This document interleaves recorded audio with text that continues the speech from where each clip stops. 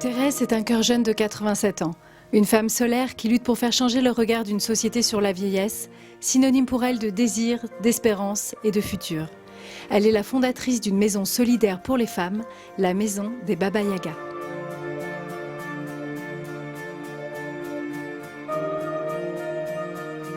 La maison des Baba Yaga. Est-ce que vous pouvez nous expliquer pourquoi vous avez monté ce lieu et surtout, toutes ces femmes qui sont là, qu'est-ce que vous leur transmettez? La maison des Baba Yaga, elle est née à travers mon histoire dite privée, à travers l'histoire de ma mère qui a été grabataire pendant 5 ans. Et je travaillais à l'époque, j'avais mes 4 enfants qui étaient en turbulence conjugale et j'avais 14 petits-enfants. Et j'entendais « Allô Thérèse, est-ce que tu peux me garder pour le dentiste, emmener au cours de danse ?» Maman me disait « Je te vois aujourd'hui ma fille ». Donc ça a été 5 ans assez horrible. Et une fois que maman est morte, mon père était mort 2 ans avant, je me suis dit, moi il faut que je me trouve quelque chose de sympa. Alors la maison des Baba Yaga, c'est un lieu de vie, on ne dit pas une maison de retraite, c'est un lieu de vie où le collectif vit selon des valeurs que sont l'autogestion, la solidarité, la citoyenneté, la laïcité, le féminisme et l'écologie, le cas échéant. Alors ici, c'est que des vieilles, ça m'a fait, Dieu sait, les pires ennuis. Mais j'y tiens parce que les femmes sont pauvres, elles ont 40% de moins et elles sont souvent dans une solitude plus grande. Beaucoup de femmes pensent qu'après, et beaucoup de monde pense que après la ménopause, c'est foutu, c'est fini. Moi, je leur dis, mais non, c'est là où tout commence. Je ne suis plus dans la production, je ne suis plus dans la reproduction, donc à moi la vie est celle que je choisis. Il faut changer le regard sur les vieux, il faut que les vieux changent le regard sur eux-mêmes, que les vieux changent le regard sur la société, mais que la société change le regard sur les vieux. C'est le début de toute innovation et de toute innovation positive. La vieillesse n'est pas une pathologie, c'est un très très bel âge de la vie et c'est l'âge de toutes les libertés. À vous occuper finalement de nombreux combats, toujours dans cette étape positive de faire avancer les choses.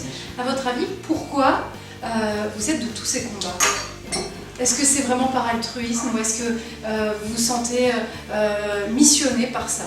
Militer, vous savez, c'est quand même un très grand plaisir, c'est d'avoir tout le temps, moi je sais pas ce que c'est que la solitude.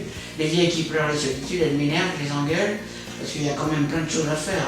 Nous savons qu'en 2050, le tiers de la France aura plus de 60 ans et que si on ne se maintient pas nous-mêmes en bonne santé avec des choix de vie qui nous conviennent, qui nous maintiennent en bonne santé, on va aller dans le mur. Parce que de plus en plus, la silver economy prend les vieux pour un marché juteux et il y a une marchandisation du corps encore vivant qui est absolument scandaleuse. Et ce que j'aimerais, c'est que petit à petit, en 10 ans, moi je serai morte mais les autres vont continuer, ce que j'aimerais c'est qu'il y ait un réseau européen des maisons innovantes pour les vieilles et les vieux. Et lundi dernier, nous avons inauguré l'université du savoir des vieux et des vieilles parce qu'il y a assez peu de recherches, enfin il y en a maintenant, ça commence beaucoup, de recherche sur la vieillesse grande et petite, parce qu'aujourd'hui, d'ailleurs ça crée quelquefois des frictions. Moi j'ai 60 ans, je ne suis pas vieille, ou 60 ou 62 ans, je ne suis pas vieille, et il y a les très vieux qui ont plus de 80-85 ans, qui vivent sous d'autres normes. Qu'est-ce que transmettent les vieux aujourd'hui? Alors je ne sais pas, la tendresse, le plaisir de vivre, l'art de vivre. Les femmes, on sait encore assez bien cuisiner pas cher, avec des choses très très bonnes, mais qui demandent un petit tour de main. Qu'est-ce qu'on sait faire encore? La tendresse.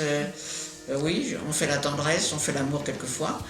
On a de temps en temps des chagrins d'amour. Le dernier chagrin d'amour, il est un peu triste. J'ai une copine qui m'a dit, mais non, c'est un luxe. Alors c'est un luxe, mais ça fait toujours aussi mal. Ça rajoute une cicatrice à mon cœur qui est plein de cicatrices.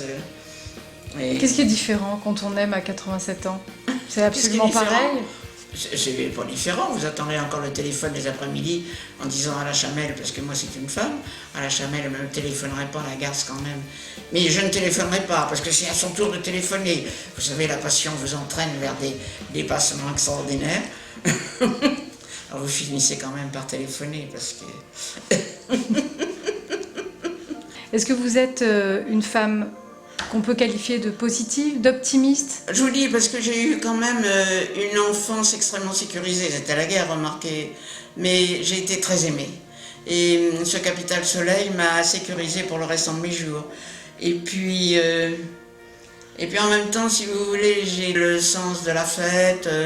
J'aime encore me niper bien, me parfumer, me faire plaisir. Et ça, je trouve que c'est capital.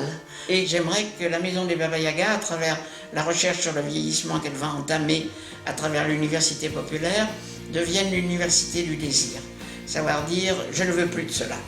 Non, mais j'aimerais tellement que j'ai envie de... Et je voudrais que les vieilles, on garde à travers le corps l'envie de... L'espérance, c'est l'envie de... Donc, C'est beau, je ne sais pas si je vais y arriver, je vais peut-être mourir avant, mais j'espère planter les racines du futur. Je suis une semeuse du futur. Bah, vous semez bien en tout cas. Vous semez bien. Je ne sais pas. Est-ce que la récolte va être à la mesure de la semaille?